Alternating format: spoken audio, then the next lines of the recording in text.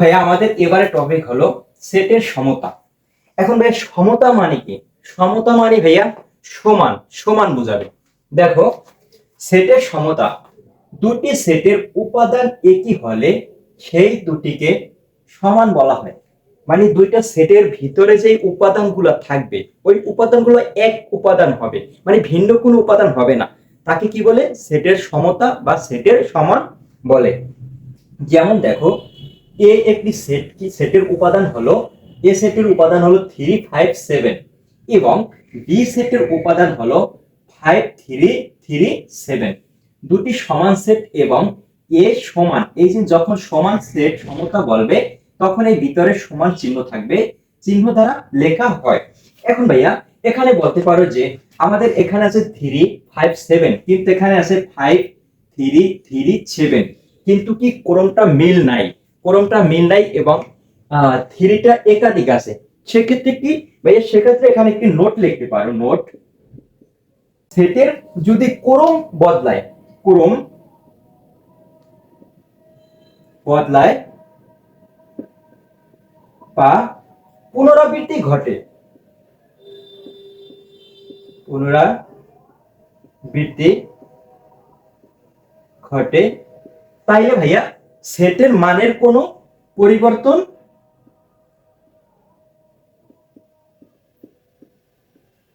হবে না। এখন ভাই এখানে নোটটি মানে হলো কি, যদি ক্রম বদলায়, ক্রম বদলায় মানে কি, এখানে দেখো আছে কি 3 প্রথমে, কিন্তু আমাদের এখানে 5 আছে, তারপরে 3 আছে, তাহলে ভাই এটা কি ক্রমটা বদলিয়েছে, সাজানোটা বদলিয়েছে।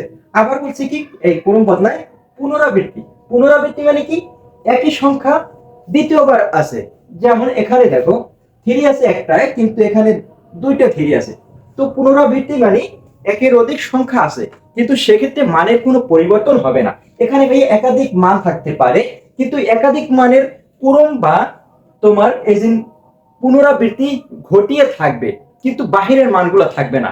যেমন একটা সেটের ভিতরে থাকতে পারে 3 3 4 7, একটা মান থাকতে পারে, আর একটা মান যেমন থাকতে পারে 4 4 3 7। দেখো ভাইয়া দুটি সেটের ভিতরে যদি লক্ষ্য করো তখন দেখতে পারবে এখানে একাধিক সংখ্যা আছে। যেমন 3 আছে দুইটা, এখানে 3 আছে একটা, 4 আছে দুইটা, 4 আছে একটা, আবার এখানে 7 আছে একটা, 7 আছে একটা। সেক্ষেত্রে ভাইয়া তোমরা এই ক্রম বদলালে বা পুনরাবৃত্তি ঘটলে কি ঘটে, পরিবর্তন হবে না, কোনো সেটের মান কি হবে না, পরিবর্তন হবে না। তবে এটা হলো কি সেটের সমতা, মানে দুটো সেটের মান কি থাকবে, সমান থাকবে। সেখানে ক্রমও বদলাতে পারে এবং কি পুনরাবৃত্তিও ঘটতে পারে। তো ভাইয়া আমাদের এই টপিকটা শেষ, আমরা পরবর্তী টপিকে চলে যাই। তো ভাইয়া এবারে আমাদের টপিক হলো সেটের অন্তর। সেটের অন্তরটা কি ভাইয়া? অন্তরটা মানে হলো বিয়োগ বা বাদ, বিয়োগ বা বাদ। এখন দেখো, মনে করি a ইজ ইকুয়াল টু 1 2 3 4 5, মানে এতে একটা মান দেওয়া আছে 1 2 3 4 5 এবং ভিতে দেওয়া আছে 3 5। এই দুইটা সেট, এ সেট বি সেট। দেখো, সেট এ থেকে সেট বি এর উপাদানগুলো বাদ দিলে যে সেট হয় তা 1 2 4 এবং লেখা যায় এ। এই যে ভাইয়া এই চিহ্নটা কি বাদ চিহ্ন বলতে পারো, বা চিহ্ন, বাদ চিহ্ন, বা লিখতে পারি কি এ মাইনাস ভি। তাই যখন সেটের অন্তর বলবে তখন ভাইয়া আমরা এই বা দিয়ে এই যে বাদ চিহ্ন এটাও দিতে পারি, আবার কি মাইনাস দিতে পারি। দুইটার যে কোনো একটা দিলেই আমরা বুঝবো কি এটা আছে কি সেটের অন্তর। এখন এখানে পড়া যায় কি, এবং পড়া যায় এ বাদ ভি। এখন আমরা এই গণিতটা সমাধান করি। যেমন আছে কি এ আর ভি দুইটা মান আছে। এখন এই এ ও ভি থেকে আমরা কি করব, সেটের অন্তরটা বের করব। তাহলে আমরা এভাবে লিখতে পারি এ মাইনাস ভি, অথবা ভাইয়া লিখতে পারি এ বাদ ভি, দুইটার যে কোনো একটা লিখতে পারি। লেখার পরে এই মানটা আমরা লিখব, এর মান 1 2 3 4 5, আর মাঝে যে কোনো একটা চিহ্ন দিতে পারো, মাইনাস বা বাদ দিয়ে, আবার ভির মানটা লিখবো 3 5। এই দুইটা মান লিখেছি। এখন এখান থেকে বাদ চিহ্ন মানে কি, যে মানটা এই প্রথম মানের ভিতরে এই মানটা যদি মিলে, প্রথম মানের সাথে এই মানটা যদি মিলে, তাহলে যেই সংখ্যাটা ভাইয়া মিলবে ওই সংখ্যাটা বাদ হয়ে যাবে, আর বাকি সংখ্যাগুলো আমাদের অ্যান্সার হবে। তাইলে দেখো এখানে আছে কি 3, তাহলে এখানেও 3 আমরা বাদ করে দিব। এখানে আছে কি 5, এখানে আমরা 5 বাদ করে দিব।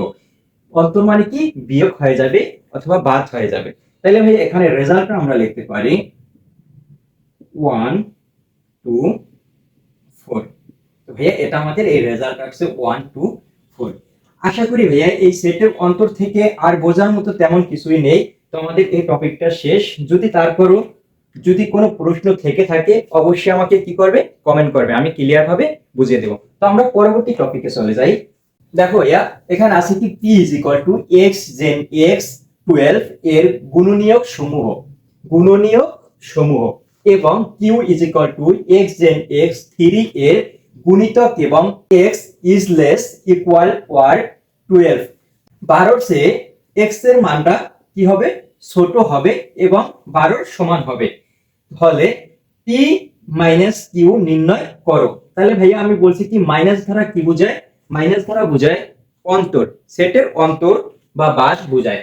এখন এইটা আছে মূলত আমাদের কি সেট গঠন পদ্ধতিতে আছে। তো এটাকে প্রথমত আমাদের তালিকা পদ্ধতিতে প্রকাশ করতে হবে। তালিকা পদ্ধতিতে প্রকাশ করার পর আমরা এই p মাইনাস q এটা নির্ণয় করব, মানে সেটের অন্তরটা নির্ণয় করব। তো ভাইয়া এখন আমরা দেখো p তে আছে 12 এর গুণনীয়ক সমূহ। তো আমরা এই যে 12 এর গুণনীয়ক সমূহ বের করব। তো গুণনীয়ক সম্পর্কে আমি এখানে বিস্তারিত বলবো না, তোমরা পূর্বের ভিডিও থেকে গুণনীয়ক শিখে নেবে। প্রথমে দেওয়া আছে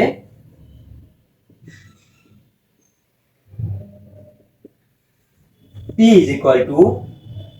x জেন x 12 এর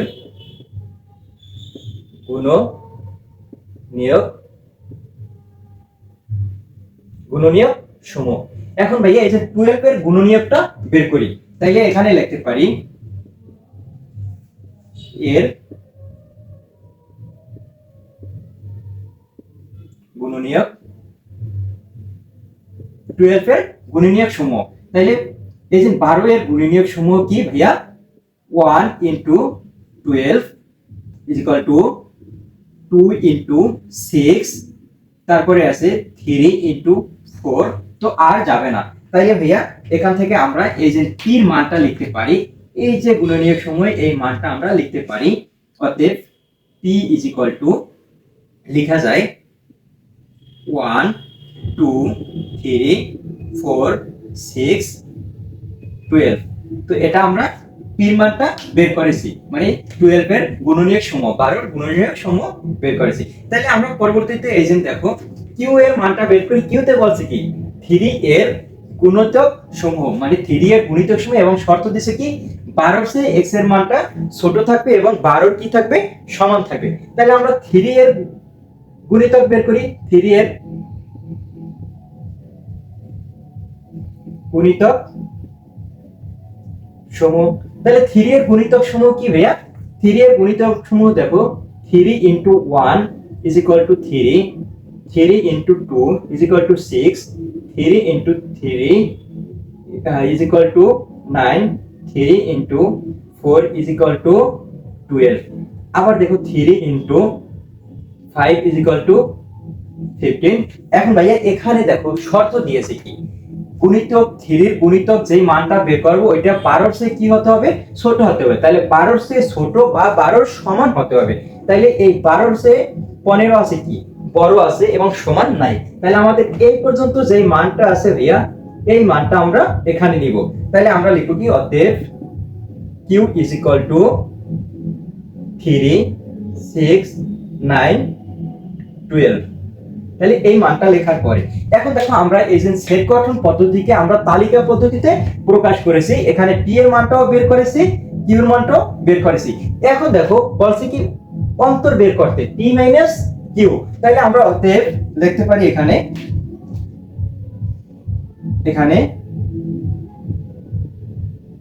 p মাইনাস q মানটা আমরা বসিয়ে দিই। p মান আছে 1 2 3 4 6 12 মাইনাস q এর মান আছে 3 6 9 12।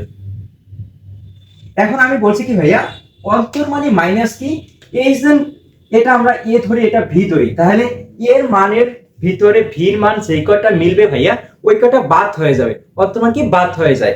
তাইলে আমরা এখানে দেখি আছে কি 3, এখানে কি 3, তাইলে 3 3 কি হয়ে যাবে, বাদ হয়ে যাবে। 6 আছে ভাইয়া, 6টা আমাদের কি বাদ হয়ে যাবে, কি 12, 12টা বাদ হয়ে যাবে। তাইলে আমরা যেই মানটা মেলে ওই মানটা আমরা প্রথম মান থেকে বাদ করে দিব, 3 বাদ করে দিব, 6 বাদ করে দিব, 12টা বাদ করে দিব। তাইলে ভাই আমাদের এখানে অ্যানসার আসে 1 2 4। তো ভাই এটা আমাদের কি এই অন্তর নির্ণয় করতে বলছে, আমাদের এটাই অ্যানসার। তো ভাইয়া আশা করি বুঝতে পেরেছে, এটা গুরুত্বপূর্ণ একটি উদাহরণ। যদি বুঝতে তারপরে সমস্যা হয় অবশ্যই আমাকে কমেন্ট করে জানাবে।